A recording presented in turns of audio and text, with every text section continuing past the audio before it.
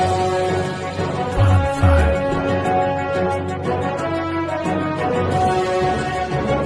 लेखक देश समस्याओं की आवाज में आपका स्वागत है।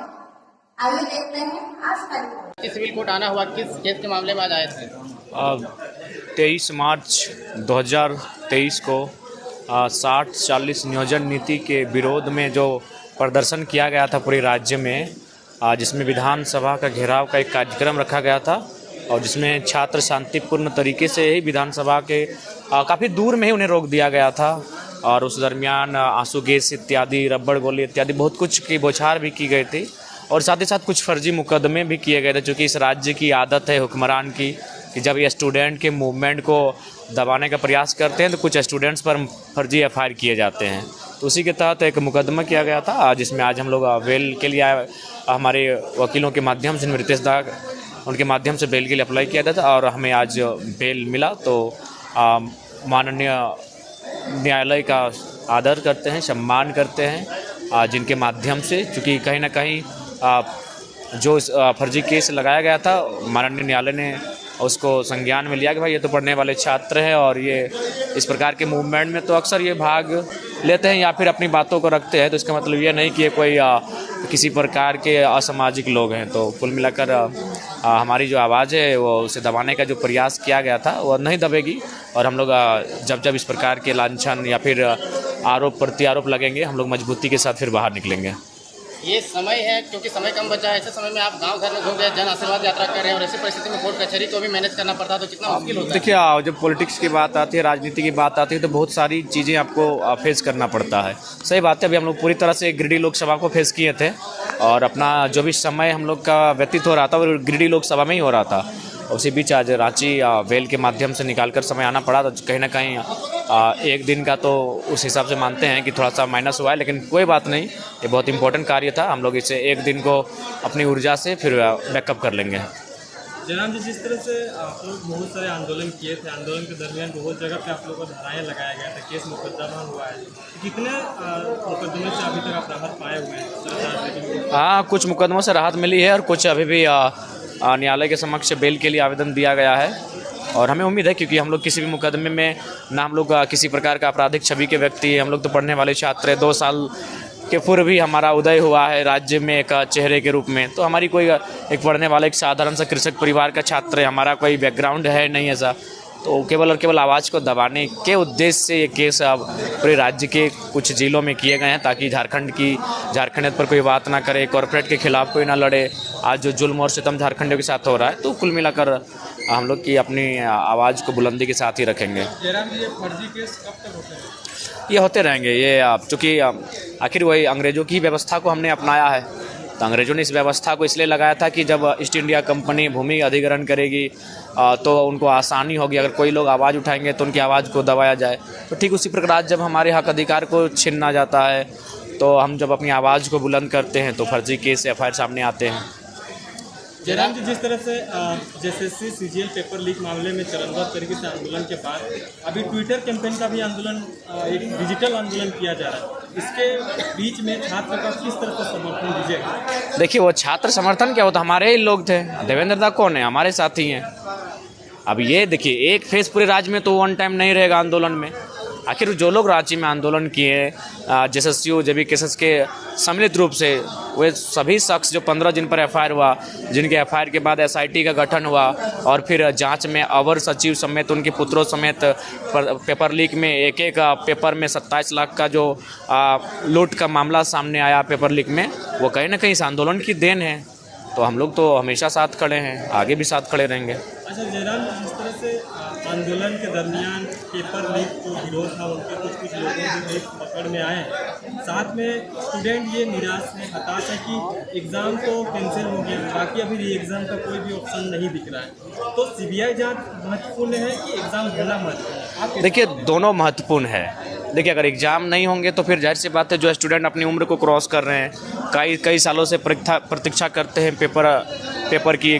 और जाहिर सी बात है, उनके दृष्टिकोण से देखा जाए तो एग्ज़ाम का होना बहुत महत्वपूर्ण है, लेकिन सीबीआई की जांच का भी होना इसलिए महत्वपूर्ण है कि अगर उन पर जांच नहीं होगा, उन पर शिकंजा नहीं कसा जाएगा, तो बताइए एग्ज़ाम देने के बाद भी ये बच्चे क्या करेंगे? ये हमारे भाई या फिर हम ही लोग अगर एग्ज़ाम बैठेंगे तो क्या करेंगे? 27 लाख किस झारखंड की क्षमता है कि 27 लाख में अपने बच्चे के लिए किस सीट को खरीद पाएगा? तो सीबीआई जाँच भी अनिवार्य है और परीक्षा का फिर तुरंत लिया जाना भी अनिवार्य है। अच्छा, अब लोकसभा चुनाव की बात करते हैं तो क्या आपका ये सब जो धाराएं आपको लगाई गई हैं, इसमें क्या चुनावी नहीं, कुछ बिल्कुल नहीं। किसी में हम किसी भी जो भी एफआईआर हुए हैं वो बिल्कुल हम पाक साफ हैं, उसमें किसी में हमारा कोई हाथ नहीं, किसी में हमारा कोई संबंध नहीं। मैक्सिमम जो एफआईआर लगे हैं आप उनको देख सकते हैं। एक एफआईआर तो हद है, एक एफआईआर को अगर आप सुनेंगे तो हद लगेगा कि जयराम महतो का फोटो लगा था इसीलिए एफआईआर किए हैं। अब मान के चलिए नरेंद्र मोदी जी के नाम से अगर भारतीय जनता पार्टी और राहुल जी के नाम से कांग्रेस कहीं आंदोलन करती है तो उस बैनर में तो उनका फोटो होगा। तो बताइए ऑल ओवर इंडिया में कहाँ ऐसे में उनके नाम पे एफआईआर होगा? तो ये मैंने बेतुका तर्क था। आप उस एफआईआर को, चार्जशीट को पढ़िएगा, आपको भी हंसी आएगा कि पता नहीं एक साधारण सा लड़के के पीछे इतने लोग लगे हैं कि आज मैंने बेतुका तर्क के माध्यम से उन्हें एफआईआर करना पड़ता है। झारखंड की राजनीतिक घटना के बारे में क्या कहना चाहेंगे? कांग्रेस की गीता कोड़ा बीजेपी में जा चुकी है। देखिए, वहाँ चूँकि जो कोल्हान का जो क्षेत्र है वहाँ जेएमएम ने अच्छा रिजल्ट किया है, तो जेएमएम का प्रेशर था कि भाई वो गठबंधन की सीट पहले कांग्रेस की थी, वो जेएमएम में जाएगी, तो इसलिए जाहिर सी बात है वो सीट हमें लग रही है कि चाईबासा जो है वो जेएमएम के पाले में जाएगा। इसलिए गीता कोड़ा ने जंप किया है क्योंकि उनको तो फिर एमपी है प्रेजेंट, तो वर्तमान में फिर वो बीजेपी के उनका रास्ता बचेगा। जयराम जी, जिस तरह से आप लोकसभा चुनाव की बात करते हैं, हालांकि गिरिडीह में आपका जो तैयारियां हैं, जो लोगों के बीच जा रहे हैं, वो कहीं ना कहीं एक ऐतिहासिक रहा है। ऐतिहासिक रहेगा। मैं सुनिए, तारीफ नहीं करूंगा, मैं पूरे भारत की और झारखंड की राजनीति में पहला लड़का रहूंगा जो हर एक गांव तक पहुंचेगा एक लोकसभा में, हर एक गांव तक पूरे भारत के। लोकसभा में अभी नहीं दिख रहा। देखिए, दूसरे वो उनकी एक्टिविटी है, हमने इंटरनली उनको सजेशन कर दिया है कि अपने लोकसभा क्षेत्र में जाइए, भ्रमण कीजिए। लेकिन जहाँ तक हमारी बात है, मैंने पहले ही कहा था कि हम लोग अपने जोश से ही अगली जो पार्टियां हैं उनका सामना करेंगे। और शायद भारत के 74 साल के लोकतांत्रिक, अगर 1952 से चूँकि हमारा पहला आम चुनाव 52 और ये 24, यानी आई थिंक 72 साल के इतिहास में पहला शख्स होगा जो पूरे लोकसभा के हर एक गांव तक पहुंचेगा, हर एक पंचायत तक पहुंचेगा, वह शख्स जयराम महतो रहेगा। माइक्रो लेवल पे कैसा तैयारी है? बूथ एजेंट हो जाएगा? देखिए, इससे पहले हम लोग, आप भी जानते हैं कि 50,000 की भीड़ में हमारी सभा होती थी, यही टाटी सिलवे। आज भी तस्वीर को देखते हैं तो अब हम लोग क्या कर देंगे, हम लोग 20 लोगों के सामने हम सभा कर रहे हैं, तो माइक्रो लेवल की ही तैयारी है। अब हम लोग अपनी सभा को, जहां 50,000 लोग सुनते थे वन टाइम में, उसको हम 20 लोगों में अपनी स्पीच को जा रहे हैं, तो माइक्रो लेवल की ही तैयारी है, छोटे सूक्ष्म तैयारी ही है वो। रांची लोकसभा में कैंडिडेट आने के कोई चांसेस दिख रहा है? क्योंकि तैयारी तो देखिए, ये रिपोर्ट जब रांची की टीम हमें प्रस्तुत करेगी और उनकी रिपोर्ट के आधार पर हम लोग यहाँ कैंडिडेट घोषणा करने पर मैं सोचेंगे। कैंडिडेट का चयन कैसे करिएगा? देखिए, वो तो निश्चय ही जो रांची में हमारे साथी हैं वो अपने गांव में जाएंगे, गांव के लोगों के बीच, गांव की चौपाल में बैठेंगे, किसानों के बीच बैठेंगे, छात्र नौजवानों के बीच बैठेंगे, कामगारों के बीच बैठेंगे, और वहाँ से जो राय हमारी छनकर सामने आएगी उस पर हम लोग अमल करेंगे। मैनिफेस्टो जारी नहीं किया था बाय लिस्ट? देखिए, अभी किसी सेंट्रल पार्टी का मैनिफेस्टो नहीं आया, तो जाहिर सी बात है हम लोग तभी नौसिखिए हैं, समय लगेगा, हम लोग जल्द जारी करेंगे। लेकिन सबसे फास्ट आप ही लोग चल रहे हैं, बड़े पार्टी के लोग अभी तक कर भी नहीं पाएंगे, उसमें उतनी ऊर्जा भी नहीं है और ना ही उतना जिद है। वो तो अपने यहाँ दिल्ली के भरोसे जीतते हैं चुनाव, वे लोग बाप के मने अपना इधर उधर से चुनाव जीतते हैं, हम लोग अपना बाय फेस अपने टैलेंट के दम पर चुनाव में हैं। पार्टी का स्टेटस ठीक ठाक है, अब 2-4 महीनों में रजिस्ट्रेशन नंबर हम लोग का अलॉटमेंट कर दिया जाएगा। लोकसभा चुनाव के अंतिम समय आने की संभावना है, लेकिन विधानसभा में हम लोग मजबूती के साथ अपने पार्टी और सिंबल के साथ लड़ेंगे। धन्यवाद।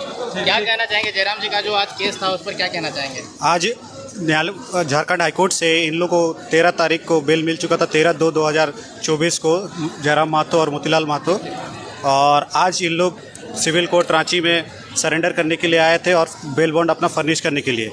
तो इसी दौरान आज इन लोग का बेल बॉन्ड एक्सेप्ट किया गया और इन लोग को बेल कंफर्म किया गया।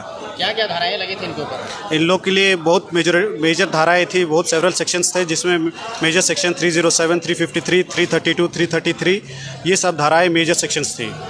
क्या ये इन धाराओं से जयराम को चुनाव लड़ने में कुछ परेशानी हो सकती है? नहीं, कोई परेशानी नहीं होगी। अब इन लोग का बेल ग्रांट हो चुका है। अब ये बेल से इन लोग को कोई परेशानी नहीं होगी। बस इन लोग को अपने नॉमिनेशन पेपर में इन लोग को सही सही अपना एफिडेविट फाइल करना है।